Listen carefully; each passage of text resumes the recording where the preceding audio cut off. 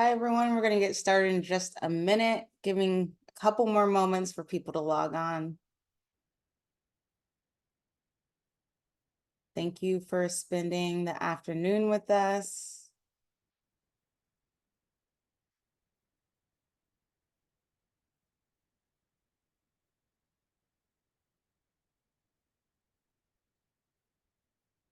All right, we're going to go ahead and get started. Hello, my name is Kai Matthews. I'm a research director at UCLA Center for the Transformation of Schools.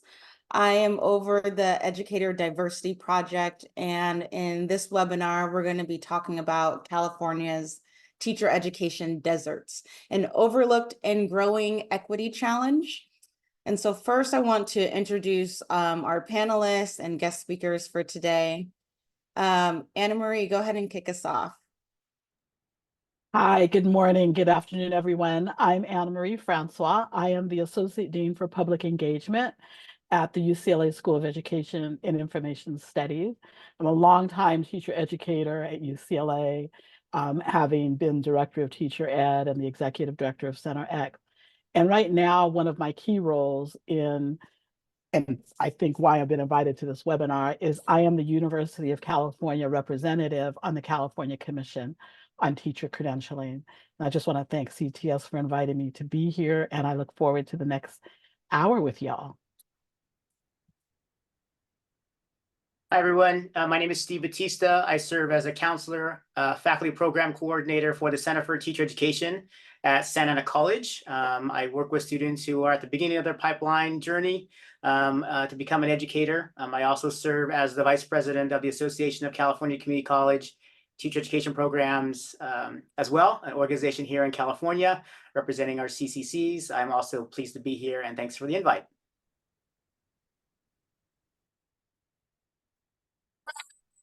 My name is Hui Huang. I'm a PhD candidate in the Department of Education at UCLA. I'm also a graduate and student researcher within the California Educator Diversity team at UCLA Center for Transformation of Schools. Glad to be here. Hi, my name is Erica Yagi. I'm a PhD student also at the Department of Education at UCLA, and I also work as a graduate student researcher with Hui and Dr. Kai. Glad to be here. All right.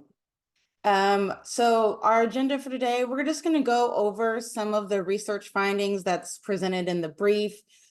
We have a complementary map that's also that we're going to do a demo for, and talk about some of the recommendations and have a panel discussion, and then just close with some Q&A and next steps. Before we get into it, I also want to give a special thanks to our funders, the William and Flora Hewlett Foundation, and also Bill and Melinda Gates Foundation, who's without their funding, this work would not be possible. And so thank you very much for their support. So California Teacher Education Deserts. This is a brief that we've kind of been working on for, I think, the past year or so. And the impetus of it was really it was drawn from what we already do know. So there's been a lot of things in the news. Oh, can you go to the next slide, please? Thank you.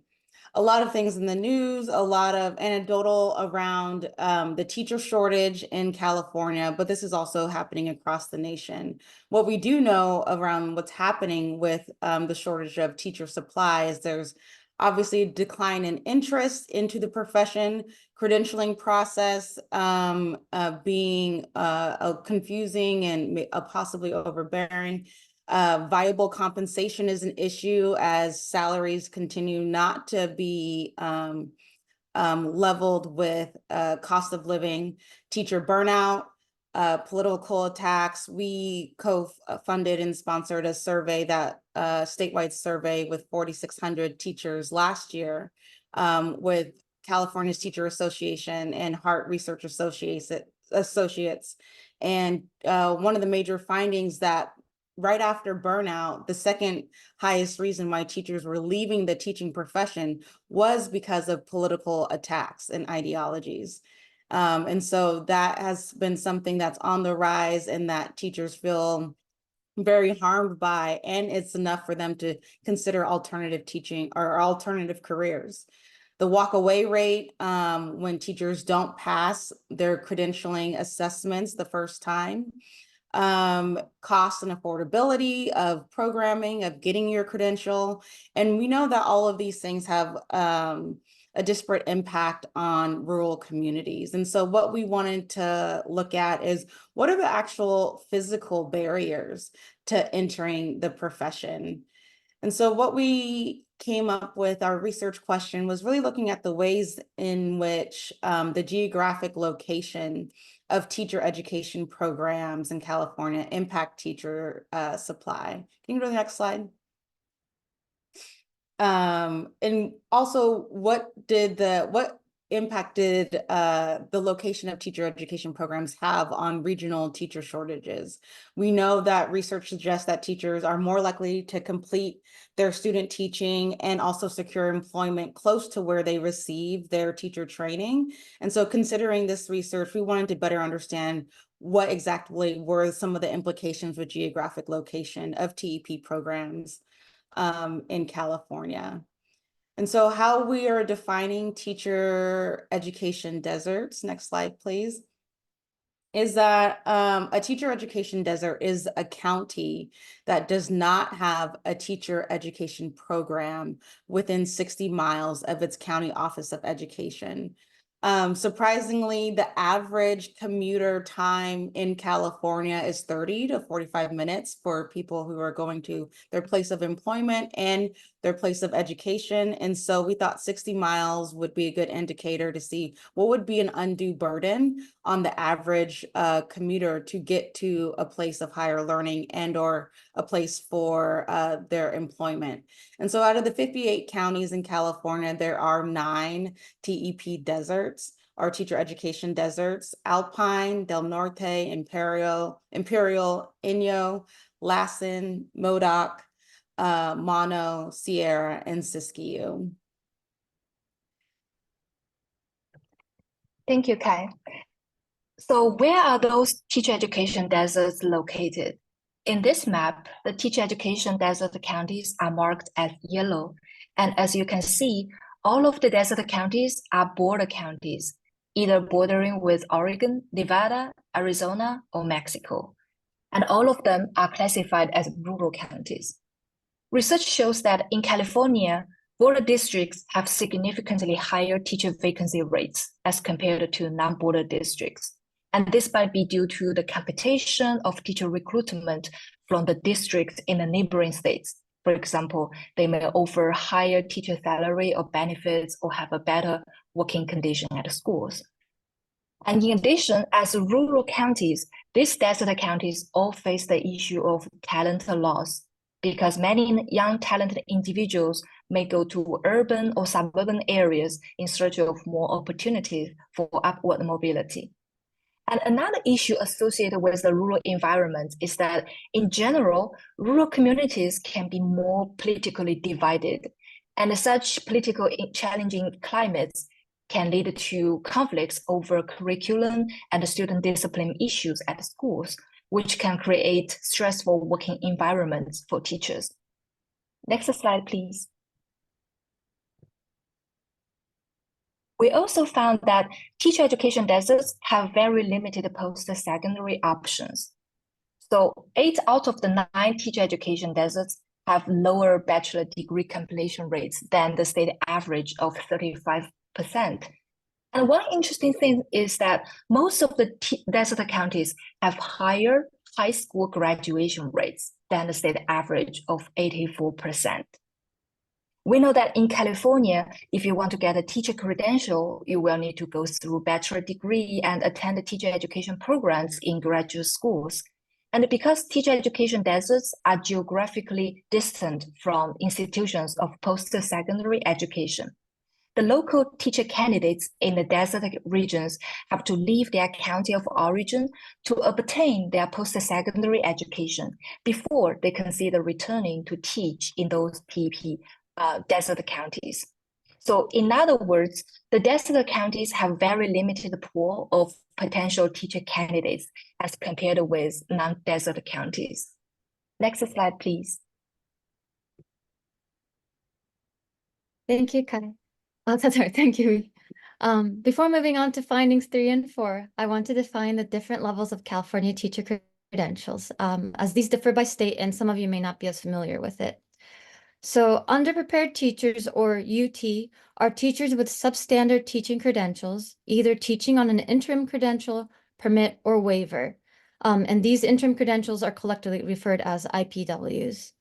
UT may include teachers who are currently going through a TEP program, completed but have not passed the standardized assessments, filling in as an emergency substitute, or teaching out of field. Credentialed teachers are teachers who hold preliminary teaching credentials and have completed all the necessary coursework, fieldwork, and assessments required by the California Commission on Teaching Credentialing to teach in the state. In some states, this is all you need to be qualified as a fully credentialed teachers. But in California, there's another tier called teachers with cleared credentials, where teachers who have gone through a 2-year job-embedded individualized induction program, specifically focusing on receiving support and mentoring in their first and second year of teaching. Next slide, please. So findings 3, teacher education deserts have higher rates of underprepared teachers. And the majority of teacher education deserts, 6 of them, have considerably higher underprepared rates. And this is comparing to the California average of about 4 to 5%. However, the majority of TEP deserts, almost like double of that, especially Modoc and Lassen, have more than triple the rate of underprepared teachers when compared to neighboring counties that are non-teacher education deserts. And we unfortunately only had data for 7 of the counties, and therefore 6 out of 7 have considerably higher rates of underprepared teachers. Historically, the state has used a number of teachers employed through IPWs as proxy for the teacher shortage, especially because before districts can hire teachers with an IPW, they must prove that they cannot find a fully credentialed, fully prepared teacher to fill a vacant position. And the reason they have a steep shortage is because districts that are distanced from teacher education programs are less likely to host student teachers and are more likely to hire teachers with emergency credentials. Next slide, please. Finding 4 is teacher education deserts have higher rates of inexperienced teachers and teachers working out of field. And there are 2 points mentioned here. And the first is, with the exception of Alpine and Imperial counties, 7 counties are teacher education deserts with lower percentage of teachers with cleared credentials, signifying a less experienced teaching staff in these areas. And as mentioned in the previous slides with definitions, there are credentialed and cleared credentialed teachers. So therefore, when we say inexperienced teachers, that is less than 2 years of teaching.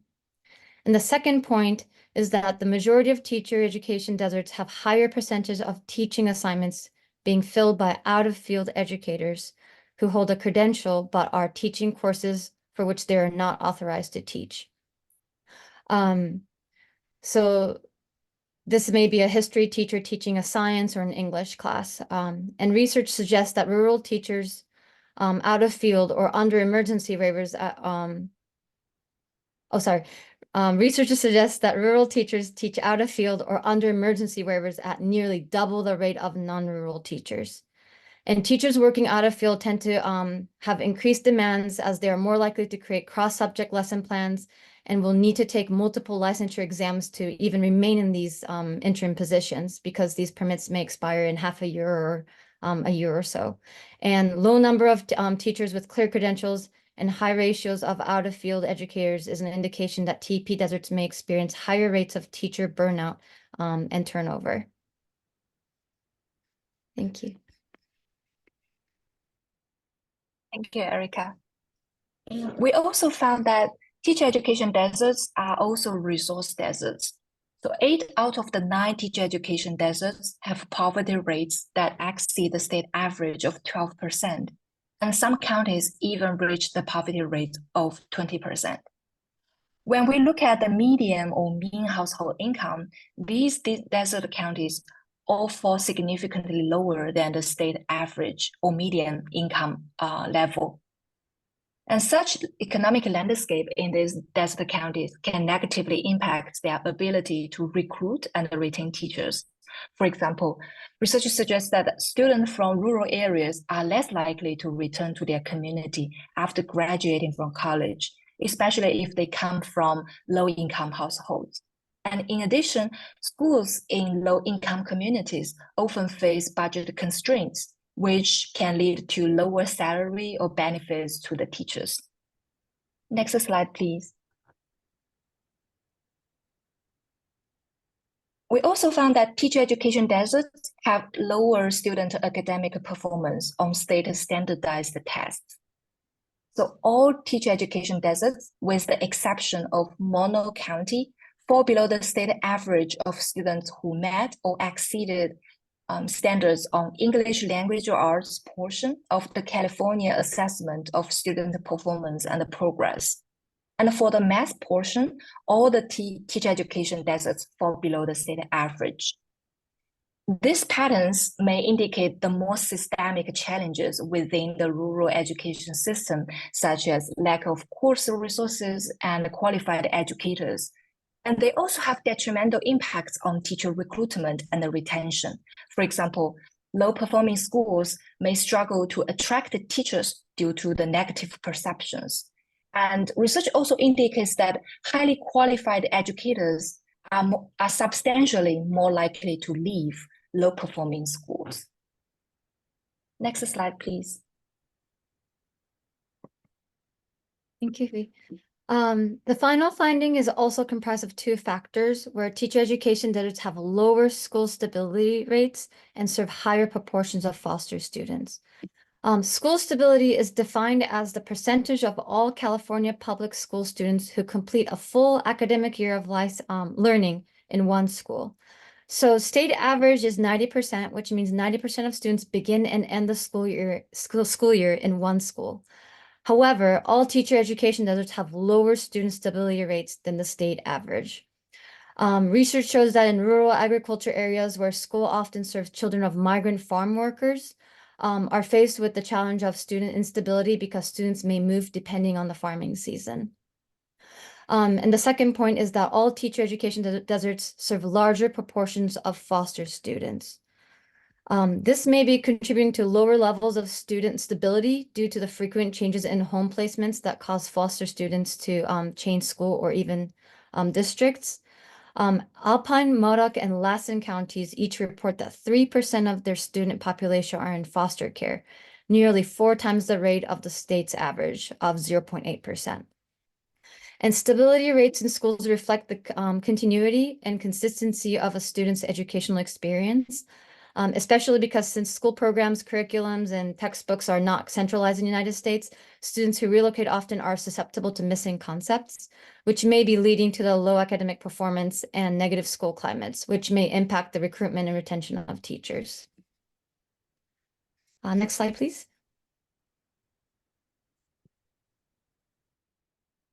And so some recommendations that we have for the state and also just for communities that are in these teacher education deserts is, one, there definitely needs to be an increase in financial support.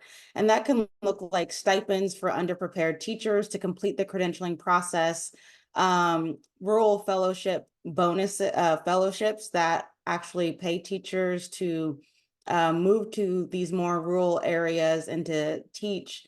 Also bonuses, so dual credential bonuses for educators that are teaching 1 or more subjects to be offered. To support these efforts, I think the state should establish more rural teacher fellowships, providing financial aid to teacher candidates who want to commit to teaching in these areas. Also, mentorship and credentialing support. So to prevent teacher turnover and burnout, the state should also be providing teacher education deserts and county offices within these locations with more structural and developmental support. So teachers that are involved in mentorship programs have a higher job satisfaction, longer commitment, and better retention. We know also that rural teachers are twice as likely as urban teachers and 3 times as likely as suburban teachers to consider leaving the profession due to conflicting job expectations. So just because they're not actually prepared and ready for the environment in which they're going into, and so having mentorship and credentialing support and better preparing students for the particular rural environment in which they'll be working is extremely important in terms of retaining these the people who do decide to return. Community college support. This is a big one. We think about utilizing the infrastructure that we already have in place. We know that our California community college system is one of the largest higher ed education institutions of education in the country. And it supplies the majority of our early education educators. There could be different ways in which we utilize this system to better support local candidates for K-12. So allowing community colleges in teacher preparation or teacher education deserts to grant K-12 teaching credentials to at least second career individuals residing in those areas. Second career individuals are those who already possess a bachelor's degree and may have not started or may be starting into a new career. But currently, if someone wants to return to school to become a teacher, they would have to enroll in a post-baccalaureate credentialing program. And the location and cost of these programs are often limit accessibility for those living in TEP deserts. It's important to note that 5 out of the 9 TEP deserts are within at least 60 miles of at least one community college. And so with the state's support, early childhood programs in these schools could expand to also include K-12 teacher licensing programs, allowing for county natives to pursue a teaching credential through their local community college. And the state also should be working in partnership with TEP desert county offices and nearby universities to develop hybrid residency programs for local community college graduates to possibly earn their teaching credentials without needing to leave the county so that they can take classes and teach students within their local community. These initiatives are not new and are not unprecedented. Like states like Florida, Texas, and Washington already offer similar credentialing pathways through their community college systems. Also, culture and support. So having specialized professional development, making sure that we are preparing teachers who are going into more rural areas for the transient students that they will encounter when they get there. Again, a lot of teachers and these rural teachers are more likely to leave the profession because of limited expectations of what the job actually entails, and also how to having the tools and skills to handle the different types of environments. And then lastly, marketing support, creating a collaborative coalition of the county offices that reside in these TEP deserts could partner with the state in some regional marketing efforts and campaigns to attract more teachers to work in these areas, and also partnering with community businesses and offices to attract people from even the bordering states and countries that they border. So that they can be increasing the recruitment in the pipeline for their county. Next slide. So some of the limitations of this study is data was definitely an issue, confusing and conflicting definitions between CDE and CTC, misassignments versus out of field versus ineffective. Some of these are overlapping and some of them are very particular in terms of their definition of what qualifies an out of field educator. data, not really being able to specify the teaching demographics, and what types of teachers are being impacted in these rural areas, because of the data on public websites hasn't been updated since 2018 to 2019. And then also regional versus county specific context in terms of salary and income. A lot of the data that we found on on poverty and also the median income rates was regional specific for teaching, for the profession of education and teaching in particular, instead of county specific. So there might be varying degrees of information for that. And then lastly, a really big important one was the lack of local context. We do kind of understand what the impact is of having these teacher shortages in these areas where there is no teacher education program within 60 miles, but we still don't have a clear understanding of exactly why. There could be also teachers who are crossing county lines to teach in better funded districts and or better funded states.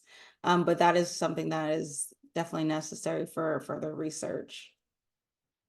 I want to share now the map that we have also created to go along with this. It's an interactive map with some K-12 data for each of California's 58 counties that highlights the statewide underprepared teacher rates and the locations of where the teacher education deserts are.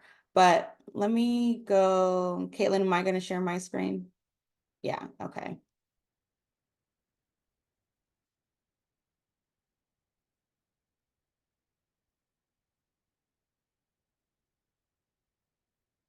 So this is just a little information descriptive, but here you have highlighted all of the counties within California. There's a drop down if you want to go to a specific county. There's information around the number of students, percentage of students of color, students who qualify for free and reduced lunch, the number of full-time teachers, and also the number of TEPs, teacher education programs, within 60 miles of the county office of education. And then also displaying how many community colleges are also within 60 miles. Again, the underprepared teacher rate, the number of vacancies, and also the number of misassignments. I also want to draw your attention to these eye icons for better information and a descriptive on what that indicator is and where that information is stemming from. But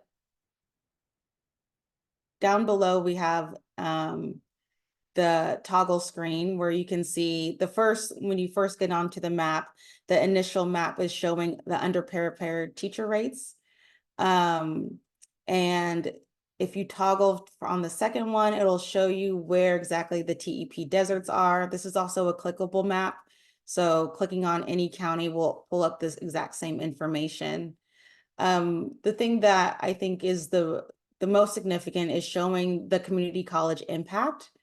If we were to decide as a state and as a county to really utilize our community colleges, like I said before, 5 of the 9 TEP deserts will fall away if we were able to utilize in some capacity community colleges to license teachers.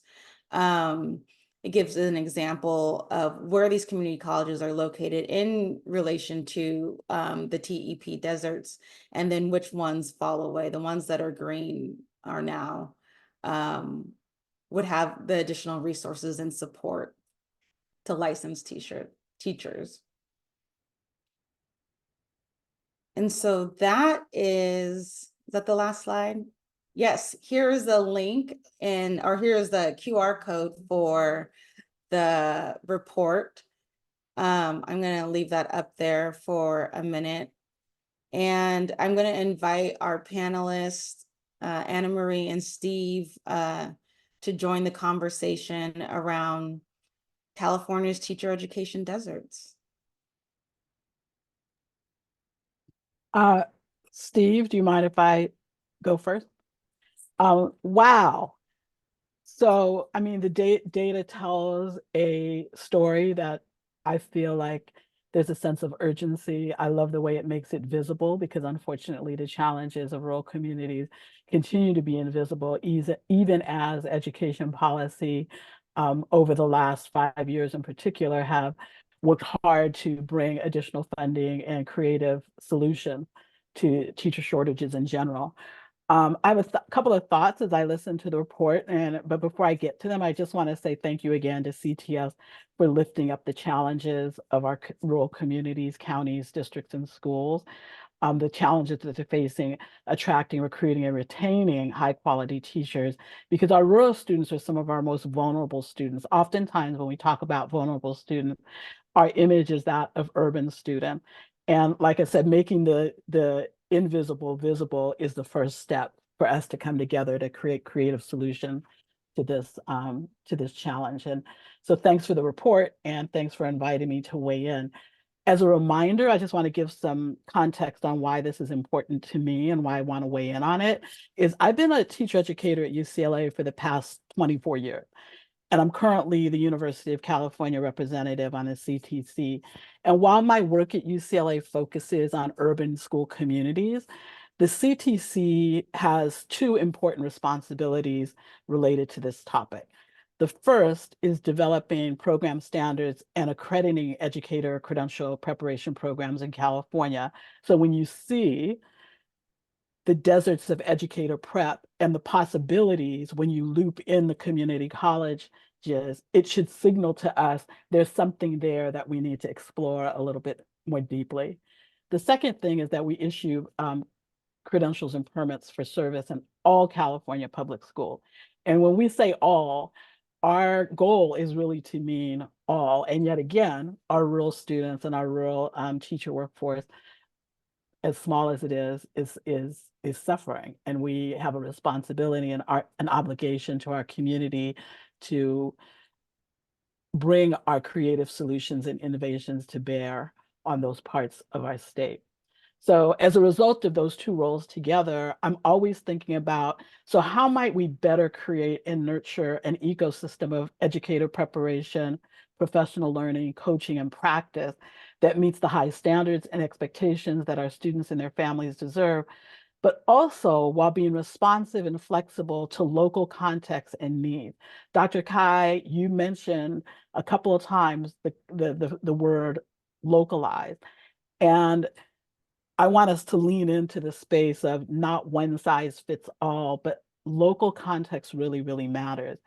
And while the state can institute policies that are good for all, we need to be nimble enough to recognize that our rural communities and some of our urban and suburban communities have unique challenges that, as Dr. Bautista and I talked about on an earlier call, require unique solutions. And we can't come up with unique innovation unless we're committed to being responsive and flexible. So when I think about now reflecting on the earlier presentation and as we enter into discussion, there are a couple points that I think we always have to put on the table. The first is when we talk about teacher shortages, right? And in this case, teacher shortages within TEP deserts, we're talking about recruitment and retention. So this is not just about getting people in the door and getting warm seats in the room. This is also about how do you create circumstances where those educators will remain in the field in the various schools that need them both.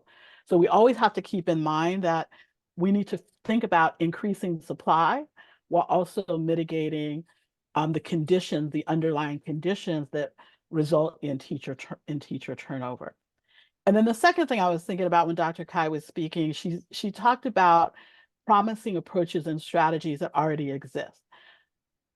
And although they exist, they just aren't working equitably across the entire state, across the range of context that California, being such an expansive state, we really have to give that a lot of thought. So when I talk about one size fits all, I mean, think about the geography. of California. Think about how expansive this state is. When you talk about Dr. Kai, we need to understand context. That is so critically important. And the only people that can help us understand the context are our rural brothers and sisters, so to speak. So let me just really quickly go over what already exists and maybe some ideas for what we might want to do. Grow your own programs. Grow your own programs, as most of you know, are programs that we get young people interested in careers in teaching as early as high school, right? And those programs are all about leveraging the fact that folks are connected to their communities, they're invested in their communities, and they want to stay in their community. How do we create pathways for them that are easily accessible and context specific? Teacher residencies, right? Teacher residencies are popular all across the nation right now. They provide high quality, localized preparation with financial incentive. I believe that Del Norte, which is in one of the TEP deserts, has a partnership with Cal Poly Humboldt within a residency program. We should be reaching out and learning from them about how is it successful and what are those structures and those strategies that they use within that partnership that are leading to recruitment and retention. I think our counties within those deserts, you know, through the residency program, there's opportunities to create a consortium of districts and schools across counties in partnerships with approved program that we've learned through COVID we can offer in hybrid forms. An example of that would be UCLA, UC Merced, and UC Berkeley are now offering a hybrid transitional kindergarten pathway where the coursework is primarily done online, but the clinical practice where you're actually working with young people in school is localized and supported by a mentor teacher in local school. The classified employee certificate program is a very popular program. I know that 3 of the counties that are desert, Siskiyou, is that how you pronounce it? Modoc and Del Norte are recipients of that funding. The exciting thing about that funding is that classified employees tend to be from the community, and this gives them access to financial supports associated with undergraduate ed, professional teacher preparation and certification, including, you know, degree and credentialing expenses, academic guidance, and individual support. Our integrated programs, which I know Steve will probably talk about, you know, partnerships with community colleges and universities that sponsor teacher preparation program. The CTC offers 3 routes for out-of-state teachers from out of state who are looking for licensure in California. And I think that, you know, we've also figured out ways through the Golden State Teacher Grant and Loan Forgiveness Program how to make teacher preparation more affordable. And now it's really time for us to think about, particularly for our rural schools, how to make it much, much more accessible. I will say that the California Educator Workforce Collaborative, in partnership with, I believe it's West Ed and the California Commission on Teacher Credentialing, is currently designing a set of roadmaps and tools to help aspiring teachers find out better information about credentialing pathways and about financial aid and financial assistance pathways. But as Dr. Kai mentioned, even with all of these investments, there's still a lot of work to be done. I mean, we still have a lot of pervasive issues related to the perceived lack of respect, low pay, and lack of adequate and affordable housing, burnout. And I noticed in the chat, there's a question Ellen Wheeler asked about political. Let me open the chat and see what she said. She called it political. I can't find it anymore. Oh, I just answered it. It was What do you mean by political attack? political attack. Yeah. Okay.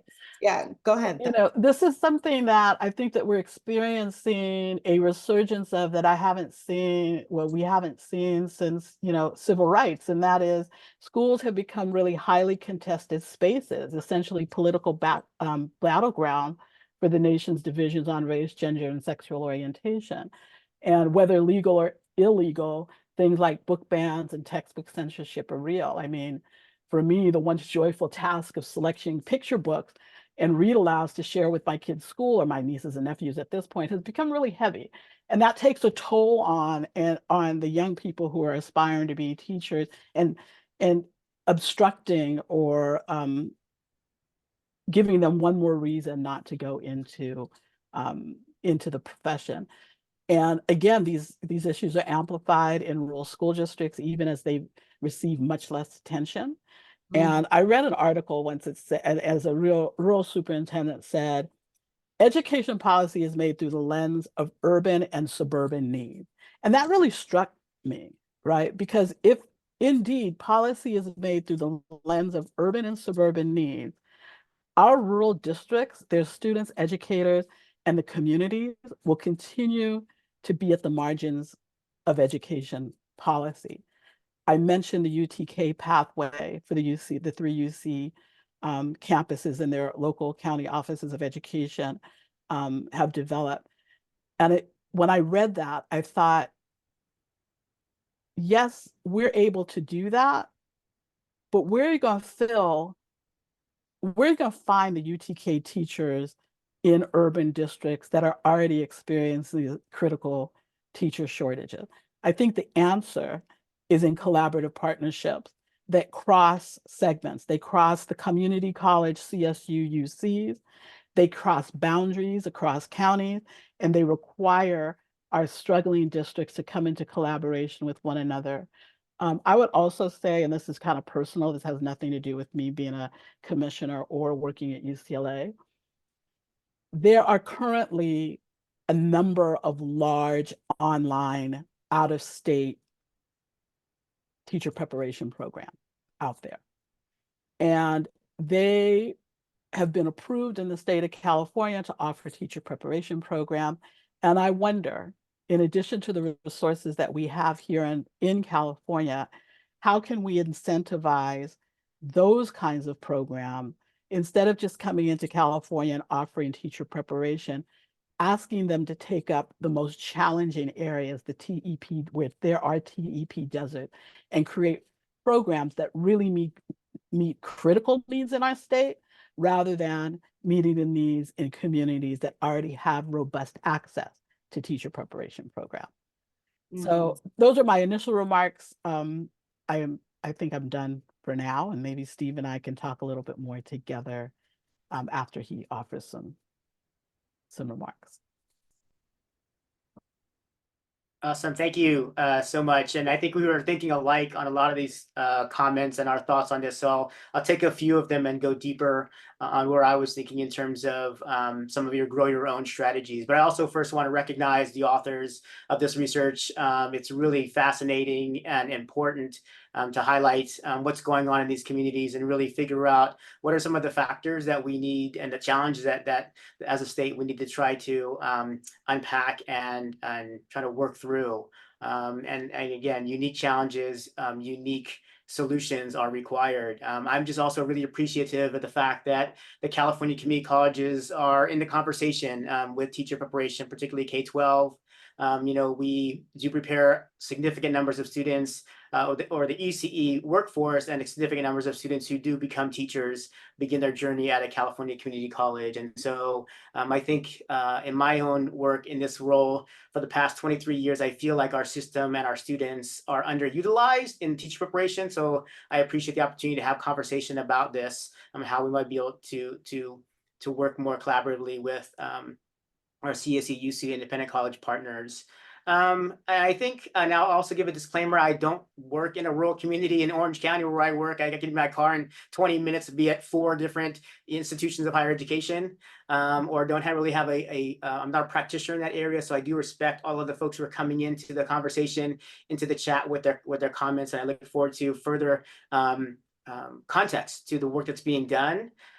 This idea of grow your own, I think, is really important to think about, because the research did show that there is, although there's a higher percentage of individuals graduating with high school degrees, the educational attainment of a bachelor's degree is lower in these areas, and you need a bachelor's degree in order to go into a teacher preparation program. So I want to talk about that middle gap and how community colleges could also fulfill that area as well. Grow your own programs, as Dr. Francois mentioned, that begin in community college or in high school with potential dual enrollment. We see that's a strategy of increasing college success. And then even the fact now that we actually have 39 bachelor's degrees that are being offered in community colleges in California, could a bachelor's degree be brought to those community colleges as well? That could lead to a teacher preparation program. And we have a lot of different levers in this pathway as well.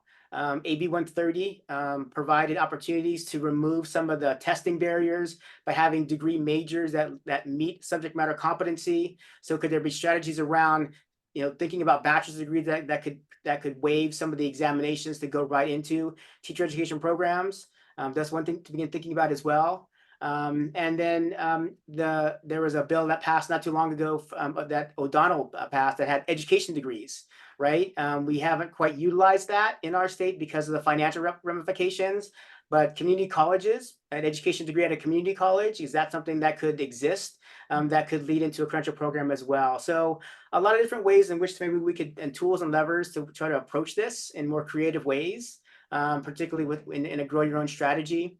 And then also the idea of being nimble, right? Being able to be more flexible than we typically are around teacher education programs. We showed how nimble we can be as a state when COVID hit, and we were able to overcome systemic and institutional barriers in a real rapid way, and move things out of the way. And maybe those are the kinds of thinking we need to bring to this situation because of the challenges and unique challenges that exist. Related to creating pathways that produce amazing teachers and also retain them in these areas as well.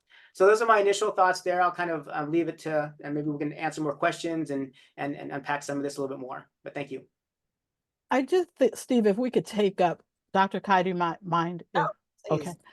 If we could take up the community college possibilities, because you brought up the possibility of, community colleges offering bachelor's degree as one way.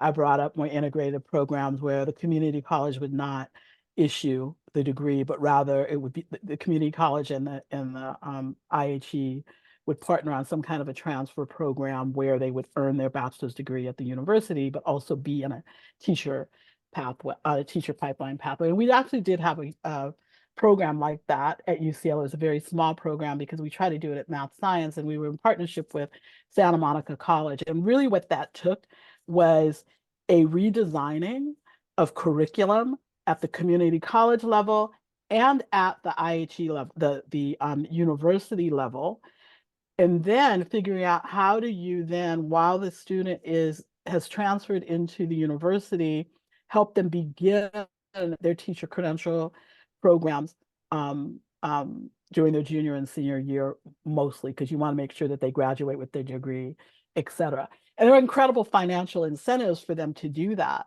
But that requires shepherding. It requires institutions to get over their segmental, out of their little segmental boxes, and think about the possibilities and the beauty of what collaboration can do across the program. Across the segment. I'll also say that, and I worry though too, because I also don't want to get people's hopes up, because I think we have to better understand what is possible in the credentialing space. Mm-hmm. Because some of this is in statute, right? There's only so much the CTC can do because there are certain requirements that are written into law. Do we have a clear vision or understanding, Dr. Kai, I'm looking at you, of what those statutes are? And then do we as K-12 educators have the will to get politically involved to help change those statutes, right, in order to open up even bolder possibilities for this state? I think that's what is going to need to take place. If we do a BA, a community college, I can't imagine what the political, well, I don't know what the political appetite would be, but the kind of moves that you would have to make in order to make that happen. Yeah, I'm thinking of Steve, I'm thinking of Cerritos Community College and their longstanding teacher track program, which is essentially kind of the setup that you just spoke about, Anne Marie. Like 2 years. I mean, the uplift that those program officers had to do in order to establish these partnerships with first their K-12 partners to increase placement or to have guaranteed placement, and also to do the recruiting of 12th grade seniors into their program, and then also the partnership that the work they had to do for the partnerships with Long Beach, Cal State Long Beach, in order to transfer these candidates. But I mean, the boots on the ground work was, holding parent conferences and town halls, recruiting seniors and telling that you can get your initial teaching classes and coursework and also experience in the classroom at the community college, and we can have guaranteed transfer for you at the university after 2 years. And you transfer as a junior or as a senior, and at the same time you're getting, when you graduate with your BA, you're also getting your credential. And if we can have more, and obviously this organization, this community college is benefiting from being in a suburban urban area where they have access to, and these really easy partnerships with Long Beach Unified School District, also Cal State Long Beach. And so the transitions by no means are easy, but the conversations are better laid out. And I think something like this could happen in rural areas where community colleges, particularly for those 5 counties that we pointed out, having those community colleges partner with the nearest teacher preparation program so that candidates don't have to leave. That's the thing, is like, how can we get local talent to stay local and not have to leave in order to get, number one, a degree in some sort of higher education, but also then to go into these teacher pathways. That's too much time away out of their local context, where the likelihood every year away is the likelihood of them returning back is just not there. And so if we want to be serious, I think as a state of addressing some of these issues, there are some contingencies that we'll need to make in order to expand our programming and also our physical infrastructure that we have in place. The actual physical pipeline needs to be better supported. And so that might take some changing of policy, that might take some reimagining of where and how and when you can get a teaching credential, because the need is great. And so that means our solution has to be greater.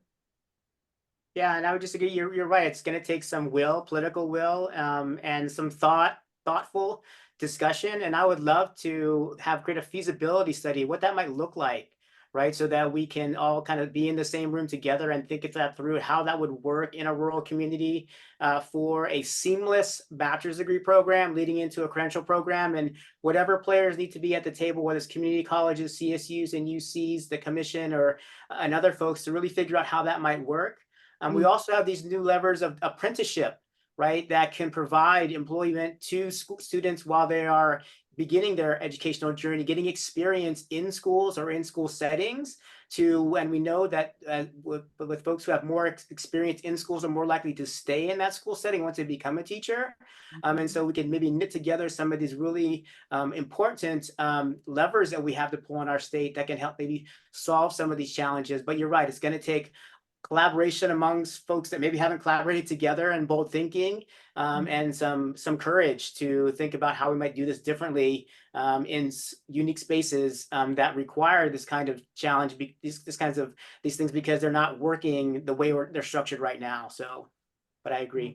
A big idea, and don't ask me any follow-up questions once I put it out there, because I don't have A big idea would be to have some type of universal AA degree in teaching that at whatever all 150 some community colleges in the state have this degree, and if you do these classes at this community college, you could transfer into any teacher preparation program in the state. Like, we should have that collaboration between our state entities, right? Our Cal States and our UCs and our community colleges should have that type of collaboration and bridging, and we should, as a state, should be making it easier through policy for students to do that, instead of having, I think, a huge issue in talking with Steve and talking even with the directors over at Cerritos Community College, who've had this program going for almost 20 plus years,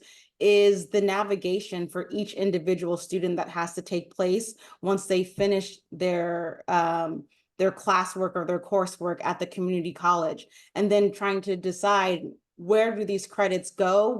Who will accept them? How will they fit into the larger teacher preparation program at the university that they're trying to transfer to? And a lot of times there's limitations on that, what program they can enter into. And so if we could have a universal teacher associate's degree that is delivered at the community college that will be widely accepted at any teacher preparation program, I think that could be a fundamental start into something big and a really nice collaboration between our state entities for education.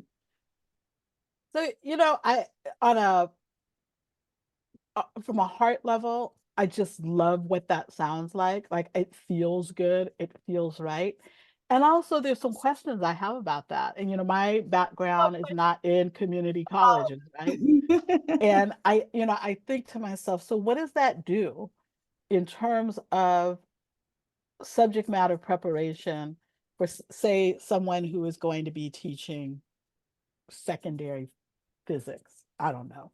Mhm. I mean, I don't know enough about the community college curriculum, and I don't mean to offend anybody, any of our participants or Steve, but it is a question, right? Like, if you go from an AA degree into a teacher preparation program, and teacher preparation programs in general are, unless it's a full undergraduate program, it is not, if you go into it like a graduate level teacher preparation program, it's about pedagogy. It's about connecting to community. It's about understanding your identity and positionality as you enter into the teaching field.